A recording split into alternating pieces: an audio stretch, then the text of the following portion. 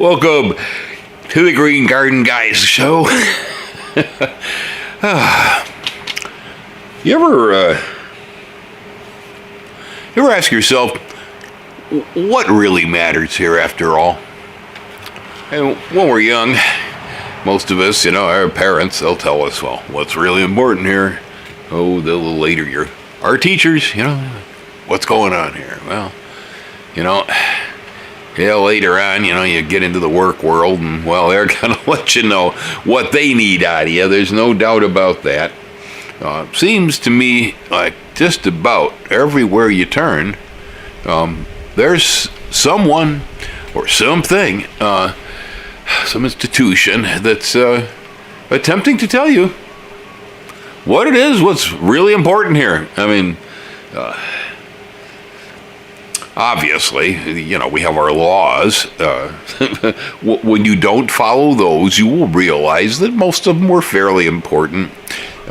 Although, luckily for most of us, our laws tend to be somewhat intuitive, that most of what's not legal in the United States is probably best if it remained that way. Should be pretty well illegal about anywhere. There's a limit to social behavior. How that works. But the law, it dictates. The police are out there cruising by my place every day, going down the road. They never bother to stop in and tell me what to do, but I suppose they figure I kind of know how to do that myself. Most of us do. We learn. We learn. We grow up around other humans in a social structure that it tells us what's right, what's wrong, how we're supposed to act, how we're not supposed to act. I've asked these sorts of questions most of my life. Actually, seems to be inherent in the nature of the creature that I am. That's me. Others, I guess I've bumped into other people who don't seem to ask these kinds of questions very much. Get in line, go. There was a time in my life where I was mildly jealous of other people who seemed to know exactly what they wanted out of life. What the direction was. Some people seem to be like that. They pop out of the crib, and at 4 years old, they know they're going to be an astronaut, and so on. Of course, that question goes. If you ask most Americans, who are you? Well, usually the first thing that they're going to tell you is what they do for a living. So when the answer to who are you ends up being answered by what do you do for a living, well, I guess that tends to imply exactly what we think is important about what's real here in this country. So much of what we do pretty much driven by our economic activity and economic status. Start down there at the bottom end or so. If you don't figure you're getting enough of anything and everybody else got more than you do, you're probably going to go out and rip yourself off a car or something. We got cockroaches around here do that kind of stuff all the time. They look over the fence, they're seeing stuff, and they're going, oh man, other people got all that stuff, I don't have nothing. And so they take it from them. Some of us, we work for a living our whole lives. Maybe we do the drive-in window at McDonald's. Lord have mercy. I know Larry the Cable Guy always said, boy, I tell you, they no punishment worse than having to wait tables, And so, boy, that'd be a heck of a way to have to go about life. I'm sure it'll affect, when you think about what's real here.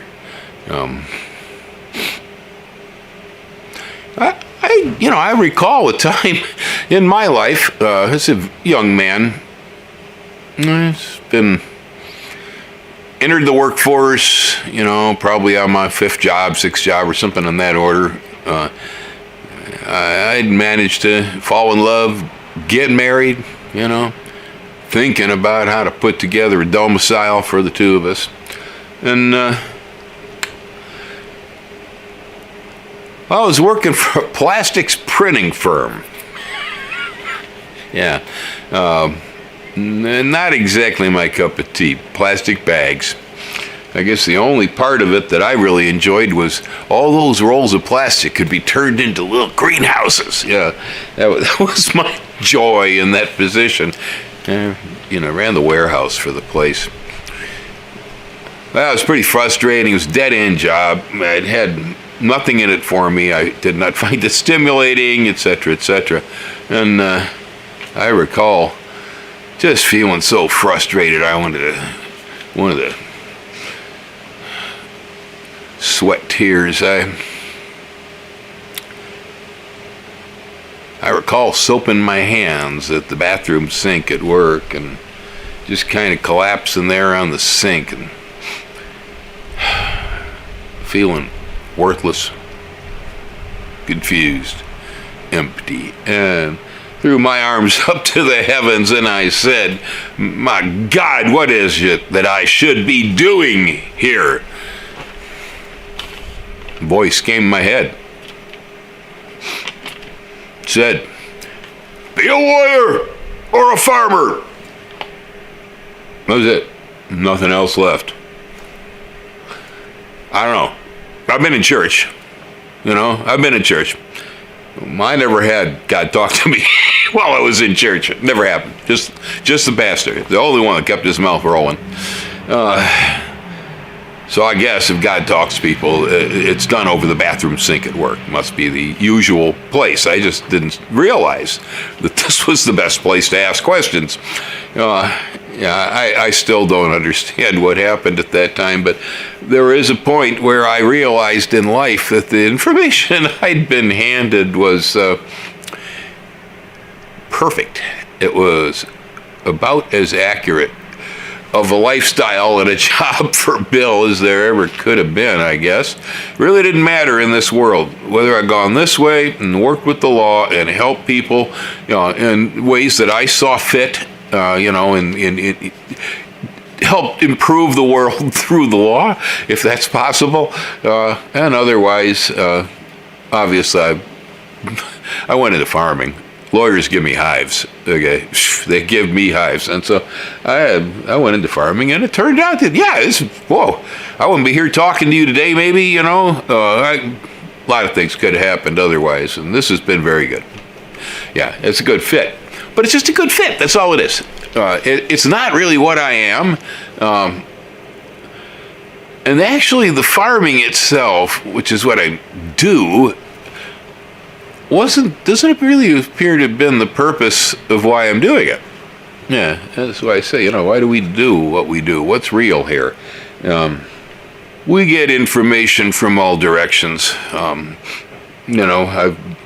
The last show there was about the internet. Wow, social media. My goodness. What a place today. I once lived in northern Wisconsin. Very rural area. Closest town 7 miles away had 385 people in it. I lived in South Fork, which was unincorporated north of town. No. Well, we had small town gossip. Yeah. Having been born in the city of Chicago, I guess I didn't really have a full understanding of what that means. We're talking about life with Andy and Mayberry. And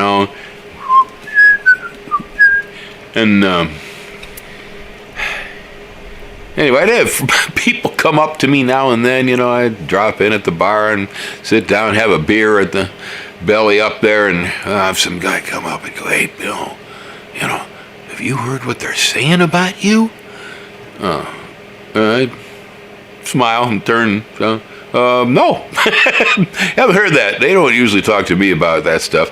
He says, "Well, blah, blah, blah, blah, blah, blah, blah, buzz, buzz, buzz." And I go, "Oh my goodness, really?" Yeah, that's a good one. Hey, gotta buy you a beer for that, because, I turn to him and I just say, "Believe me, let him pass it around. because the truth is way worse. The truth is much worse than the rumors. Well, that worked in those days, and that was the kind of the nature of stuff when it came to typical small town gossip. Here we call it the coconut telegraph. Most of it is limits, I think, as far as how it goes, how far it goes. But people believe this stuff a lot of times, and so they follow it around. I mean, let's see. Oh, JFK Jr. didn't show up back in Texas. Son of a gun! Them cute people are getting all messed up over there. I understand they want to set up in an office in Texas and wait around for JFK Jr. I don't know what the heck he's got to do with the guy with the horrible red hair. How this all connects. I can't understand any of it, to tell you the truth. But it's one of those things, when I guess people trying to figure out what's real here, what's important here. Some of them must be so hungry for answers that I guess they'll believe anything. Whew. And like I say, we got all kind of institutions around there telling us what to do. Not just recently and currently. We actually have, elected officials, people who are supposed to help us run the country, who the only thing they can do is spew lies. I never really trusted my leaders much. Richard Nixon wanted to send me out to machine gun people in the rice paddies that I never met and I had no grudges against. Why would I want to do something like that? I haven't believed one of my leaders ever since they tried to draft me into the Army. So that's nothing new, but it seems like, we're 1 or 2, 3, 4, we had our McCarthys over the years and people who you really could not trust and were very dangerous human beings that had gotten into our governments. But now it seems like it's not quite a majority, but there's an awful lot of them. Lying scumbags that the only thing they're interested in apparently is power, money, the kind of stuff that goes with it. They're hooked. They got into that demon, and once you go there, really the last thing any of us really need in life is control and power over others. Man, tell you what, I don't want it, Anybody, God ever decide he's going to take a vacation, come on down from the heaven and say, hey, Bill, I need to watch stuff for a while. And I go, oh, really, man? You're eternal. You deal with this. But no, I need some time off. And I'm going to need you to pass judgment on people for a change. And I go, oh, man, no. Not my job. That's not what I do here. That's your business. You deal with it. Yeah.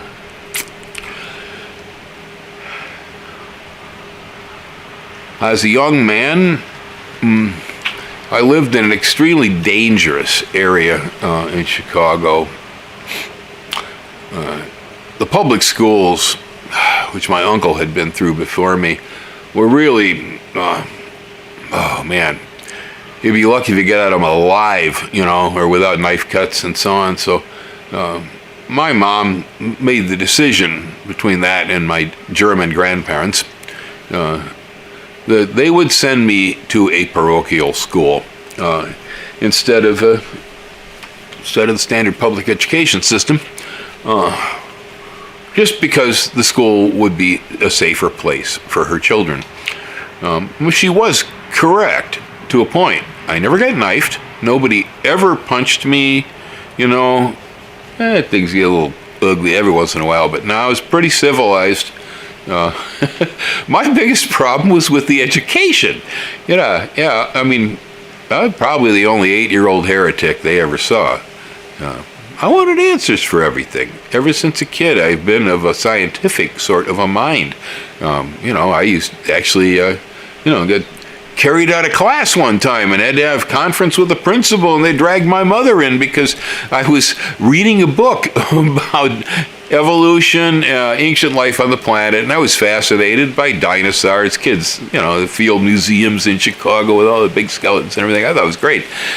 So I was reading up on it during my lunch break, and teacher caught me at it, and it's okay, man. You want to read Deuteronomy, Numbers, and, Genesis or Revelations, go right ahead, but not that stuff. That's evil. Yeah, they actually sat me down. I really did not comprehend what the problem was. My mother was really mad. She swore she would pull me out if they didn't get off my back, because they should not be able to control that part of my thinking. That was up to me. They can teach me about God, but I can learn about Darwin if I want to.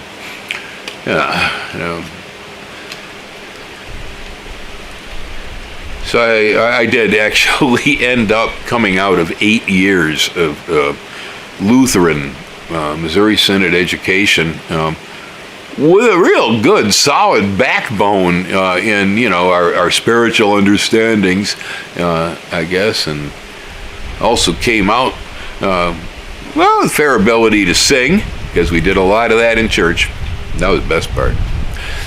But otherwise, I just came out of there with nothing but completely unanswered questions that were unanswerable by my teachers, because the basis of what they were teaching me that was supposedly real about, some old Hebrew with a big woolly beard that looks like this sitting in a cloud somewhere surrounded by angels, and that if I did not toe the line, that I would end up burning for eternity in the flames of hell after being tempted by Satan, and I would lose my eternal life. I couldn't swallow it.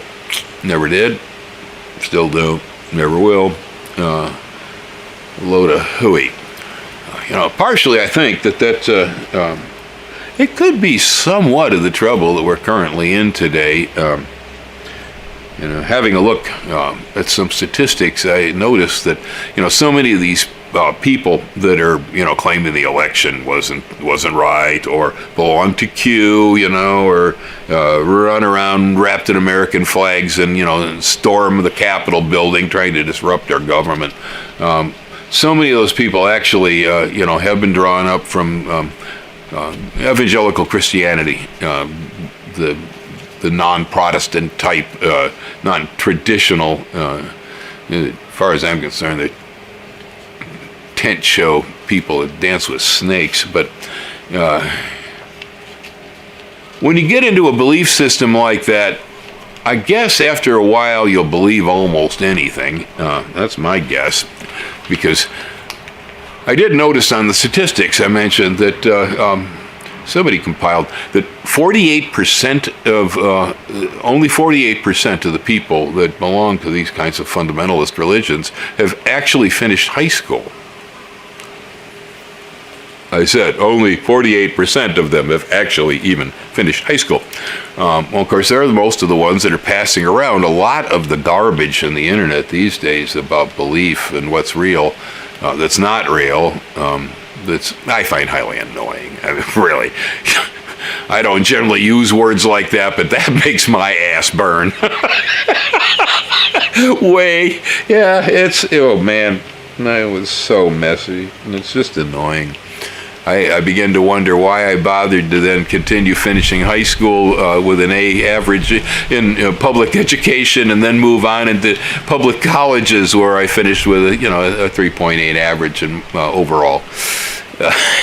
What did I get that education for? I don't know. All it seems to do for me is that I look out at the rest of the world, they scratch my head, and I go, man, what's wrong with these people? We got our midlife crises, right? That's mostly, I guess they term that, it's a male thing. Men experience this here midlife crisis deal. For a lot of us, and I mean, I know this guy, okay, for a lot of us, what it means is that, at about, 40 years of age, all of a sudden you're running out, you're buying yourself your first set of blue jeans, you get your ear pierced, maybe you have a tack put on that says Harley, and you buy yourself a hog and then thunder on down to Sturgis without a mask on, and have a spitting contest while you're drunk. That's for some of us, and that's mostly, I think, because so much of what's put up to us, with the things that are given to us in our youth, are flawed. They're empty. They're not the answers. In a way, they're not the truth. They're deceptions, mostly based on the purpose of somebody trying to use me for one thing or another that's in their purposes. And so if they can convince me to believe something, they got my soul. Yeah, and I think, Aaron, with the midlife crisis BS, that, it's the illusion that there's something there. That's, I think, really what it is.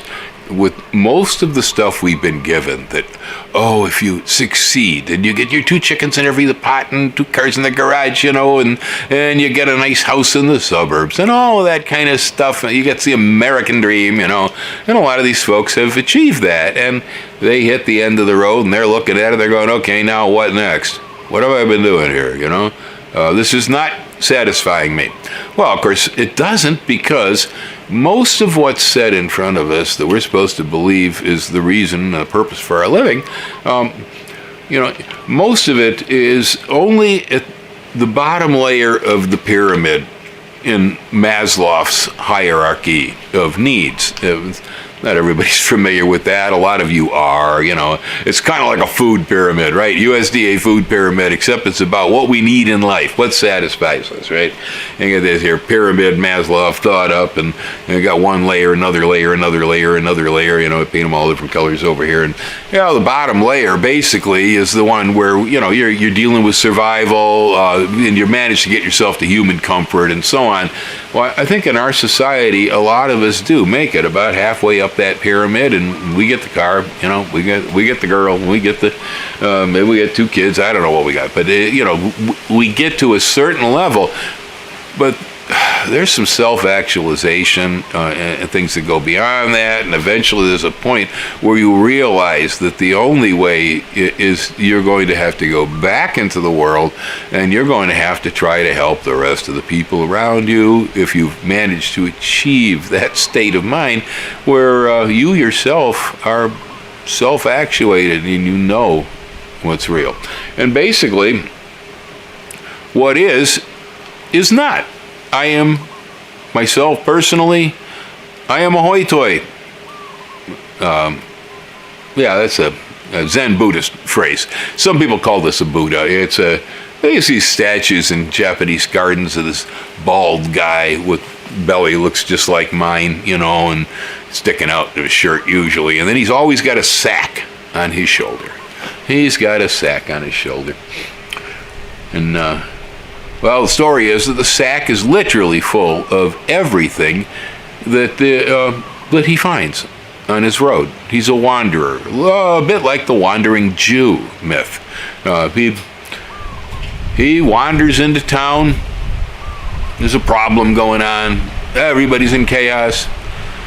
And he seems like some kind of an idiot, a simpleton, and he's got a bag on his shoulder, and in there he's got, a cat turd, he's got a ball of yarn, he's got a diamond, he's got a gold coin in there, in there there's a hairball, God knows what's in that bag. The hoi-toi picks up anything he can find on the road, he puts it in the bag, and he carries it with him. And usually, if he shows up in the midst of chaos, he may offer some bit of advice, a word, a sentence, maybe one of the objects from the bag, who knows.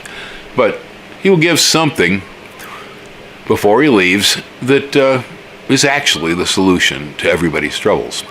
But they think he's mad, and he'll leave town, he's gone, and it's usually only later that they suddenly realize, who was that masked man? They realized the guy had the answers, Well, again, I'm a bit of a hoy-toy in the sense that everything that is Bill is in a bag on my shoulder. And it's just stuff I picked up. Actually, we are all that way. Yeah. Human beings are actually empty. There is nothing. As we come into the world, people offer us things, ideas. We find things. We're influenced. We're warped by life, and we change the way we view things. We throw it all in the bag. We carry it around, and we call it us. Yes, Bill is a collection of all the stuff I found down the road of life as I was wandering along that attracted me because it was sparkly or it hurt me and I'm hanging on to it, or whatever. Anything that made an impression on me, stepping on a turd, it's in the bag too, it's all there. The wisdom of my grandfather,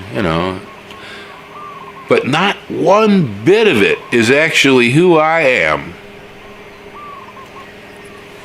It's not my job either. I mean, I work as a farmer, but that's not who I am. The question is actually a very difficult one to answer, and therein lays the trouble that people get into, figuring out who you are and what's going on here. It's a very difficult situation. It's not easy.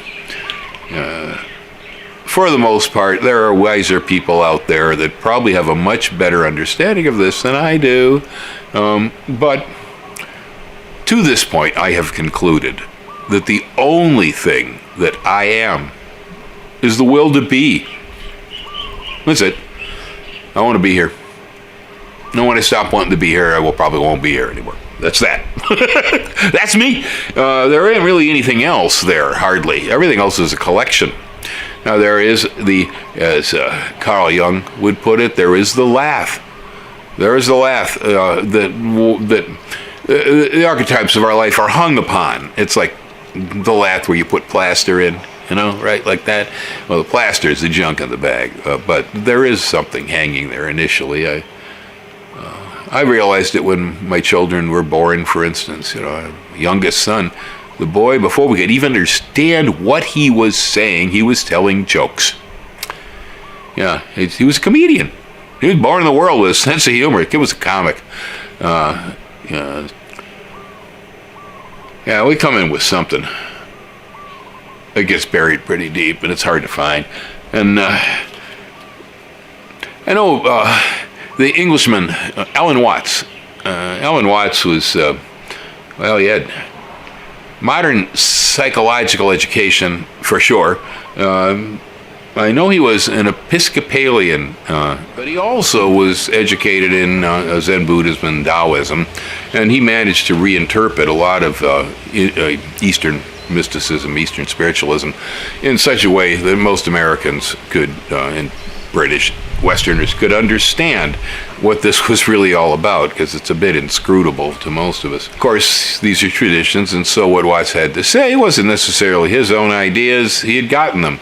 They had come to him. Some of them were quite ancient. A lot of his stuff was from Suzuki, a Japanese man. Watts used to say that you spend the first half of your life learning what it means to be human from everybody around you, and then you spend the second half of your life unlearning all the stuff that you picked up because you realized it was flawed, incorrect, usually untrue, and sometimes quite dangerous. And so therein lies the midlife crisis. That people hit that point where they suddenly realize something's not quite right here. I feel empty. I need to fill myself by buying a Harley. But there's nothing to fill, actually. What there is that we just need to empty ourselves of the garbage that we picked up along the line. Perhaps if you're not familiar with Watts, I'll place a link. He's on YouTube all over the place. He's dead now, but take a listen. Wise man. I learned a bit from him as a young man. So we could give him I'd give him a good mark as being one of the spiritual leaders of the 20th century. He didn't make it to the 21st, I don't believe. He was a good one. But we had others, and most of them didn't look like the Pope. You know, it's where are we getting our information from about what's real here? Now, I'm not going to diss the Pope. He's all right, I guess. But, you know, I'm not into that stuff at all. I find it terribly flawed. It doesn't give answers. It's dead. The religion died a long, long, long, long time ago. It's not alive anymore. It just keeps talking. You know, some of the spiritual leaders that I highly appreciated in my life, George Carlin. George Carlin made it into the 21st century before he finally passed away. And in the end, Carlin really put it down. You know, most of the last work he did as a comic, we knew him as a comic. The work was called It's All BS and It's Bad for You. Because Carlin was a comic, most of us never think of this man as having been one who brought us the truth about reality. Well, Carlin was a hard character. He'd seen a lot, I guess, in his life, and he understood. He knew. He knew the BS from the reality, and believe me, George didn't bother with initials like BS either. I just don't want to have to censor my YouTube video here today. But yeah, I'll probably find a link for that if you all haven't. There's a lot of different versions of that talk. He did it repeatedly in the end of his life. See if I can find one of the better ones. But George had it straight, man. He'll let you know what you're being told is garbage, and if you believe it, you're lost. Kind of in short, what George had to say about it. You know, he didn't have the way, you know, that is, all right, here's what's wrong with the world today. Don't believe that stuff, but follow me. No. Truly. I actually believe that if there is such a thing as a spiritual leader, the vast majority of them do not wish to gather followers. You know, George needed an audience to his comedy so he could make a living. But as far as what he was having to say, I am positive that man did not want somebody building the church around him. Okay, that'd be the furthest thing from his mind. So, you know, true leaders, true spiritual leaders, people who are real, they don't want you. They don't need you to follow, because following is not leading. All right, and we all need to lead our lives. Well, in Kahoe just came by, looking for plant labels. Kind of interrupted my video, so we're having a brief cat break. Right, Gracie?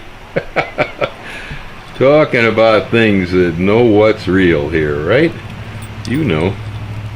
She's not very confused, but you know, she ain't got social media. She don't use 7-Eleven.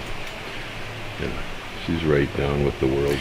Yeah, the point I think I'm trying to make here is that so much of what we are taught,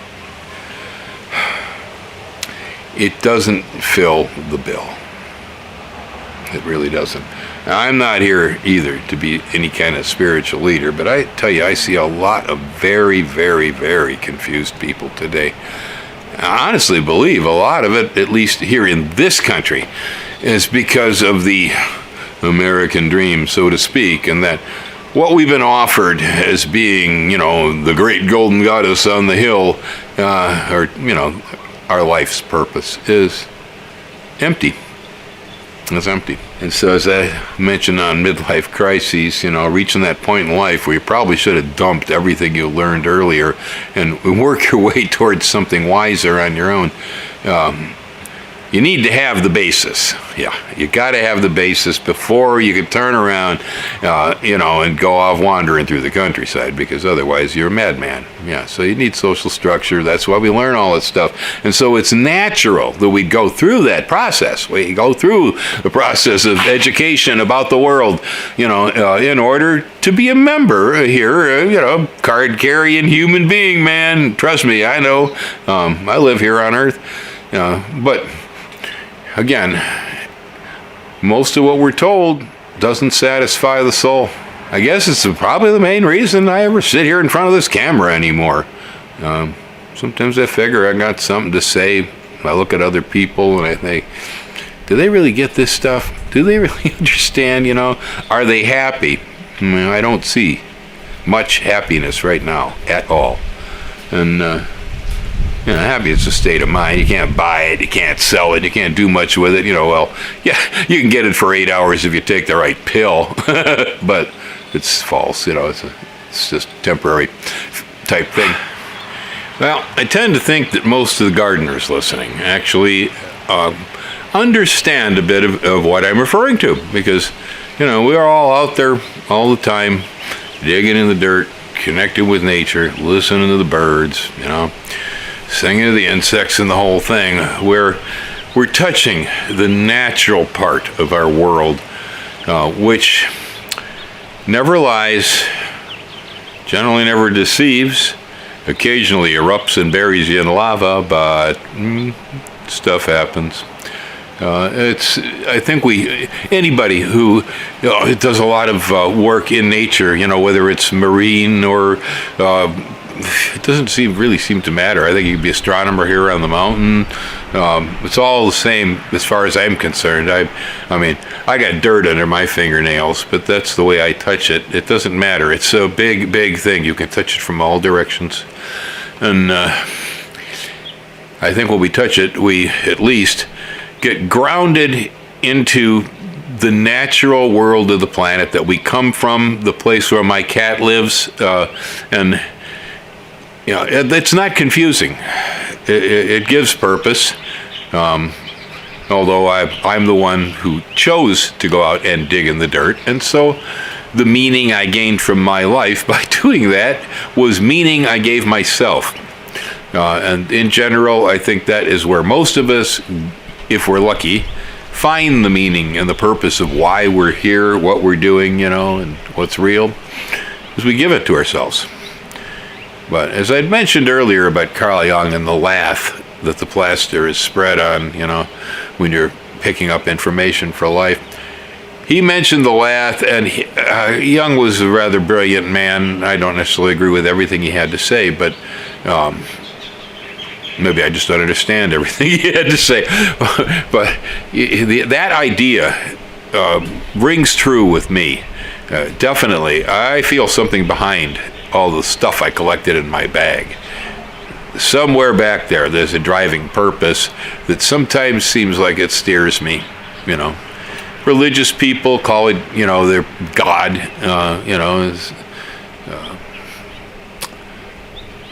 We're layered. There's me here, my ego, the being of Bill, the subconscious, the unconscious, religious call it soul, whatever you want to call it.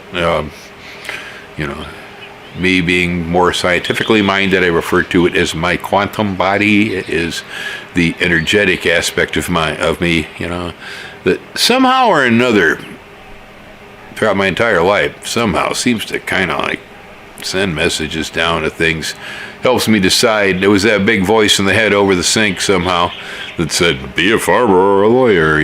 There's stuff back there somehow. They kind of dictate, and if we're astute and quiet, we can hear it. And so then it may change the direction that we have. And when I say we give ourselves meaning, there is already, I think, meaning that's there, but we're not necessarily using it. I really don't get this stuff about marching around the streets and in camo, carrying guns and shooting people you think might be on the left. You know, that's weird. It's so weird. It's so weird. What a waste of life, you know? It really is such a waste of life. When I say we give ourselves meaning, give yourself a good meaning. You know, if you do, probably you'll find the true meaning of your life. Who knows, right? But, you know, if you set yourself in the right direction, look at stuff and say, what do I do here? You know, is this really worthwhile? Does it really ring true? You know, can I validate what this is? You know, if you put it into a mathematical equation and run it out, what do you get at the end of the equation? You know, so does it balance out right? A lot of it doesn't. The myths, you know, like I say, about, you know, monetary gain, power, control. Yes. Most of us seem like we're so afraid that we're going to lose control. The word constant anxiety. We gobble antidepressants. Right there. It really should tell the truth. I need say no more. Really, I mean, look at the amount of psychological problems we experience in our culture. We're afraid of stuff. We feel there's enemies around all over. We lock our doors, you know. We don't sleep at night. And it brings on anxiety and depression.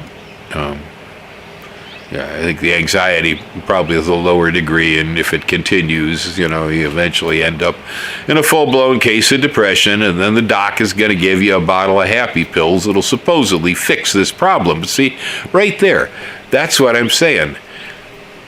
If you're lucky, it might mask the symptoms for a while, but it won't fix it. It's not a cure at all, because the cure needs to come from you, not from there. You know, we're empty. And if we think we can fill the emptiness, we're in trouble, because we'll try to pack it full of anything we can get. Alcohol, sex, drugs, power, control, money. There's a bunch of other things, right? You know all this. You know all the story. You live here. You live in America. You know what that stuff is. It's glitzy. You know, it's the latest smartphone. I mean, look how flawed things are. In that we can have teenage girls who on the social media get attacked because maybe their nose is slightly large. You know, and they kill themselves. It's real. This happens. Whoa. I mean, is that the only meaning they got in life? I mean, it's immature girls, you know, they haven't really formed a solid psyche, a personality. They're not fully formed yet. It's like a, you know, piece of fruit. It wasn't quite ripe yet. And so they haven't quite finished off to where they got the power of turning back. And, well, in their cases, probably should turn off the camera and turn off the computer and walk away. But unhappiness is rampant. Why are we unhappy? I think we're unhappy because we live in a myth that we're living a load of BS. None of it actually meets the bill. None of it really satisfies the needs that we have as human beings. You know, we're back to Maslow's pyramid, their hierarchy of needs, that there are a series of needs above the line that our culture gives us that have to do with things that are much deeper. If we're not able to reach the point where we can stop being distracted by, I gotta pay the bills, I'm hungry, you know, all these basic physical things, if we cannot reach that point, which many of us never do, then we're trapped, we're bottled up in a lower space in our lives. We never have the opportunity to grow upward to where we can self-actuate, where we can understand more about the true nature of what's really going on here and what really satisfies people and what makes us rich in the soul. We're all about money most of the time. We're all about the latest thing. This is very much a consumer society. I think most of us are so deeply embedded and trapped into the lie of our society that we would reject ideas. The dictates of the society are flawed. We think it's cool. Hey, somebody rolled the latest smartphone down the sidewalk. I gotta have it. Oh boy, give me that thing. Oh, that's good for about 2 days. And then, I broke the screen. I dropped it. Everything. Okay, so what do we do next? So what do we do next? Always. Well, where do we go for lunch? That's my attitude. But most of us are waiting around for the next big thing. A thrill. It's a thrill. It's like taking drugs most of the time. It kind of keeps us pumped. It keeps us pumped. Just when we start to sag, and we're going to go, oh, doc, give me some more of those depressing pills. Somebody pumps us up with something. Here's another thing. Whether it be good, bad, up, down, indifferent, media scenes and the latest movies and whatever it happens to be, trying to keep us distracted so we don't really wake up. Some of us around too long. We're like the pigs on Animal Farm. I'm afraid that we know just a little bit too much by now. Anywho, folks, not too much to do with gardening, right? But, I don't always talk about gardens. That's not all I'm about. Aloha, y'all hang loose. Later on.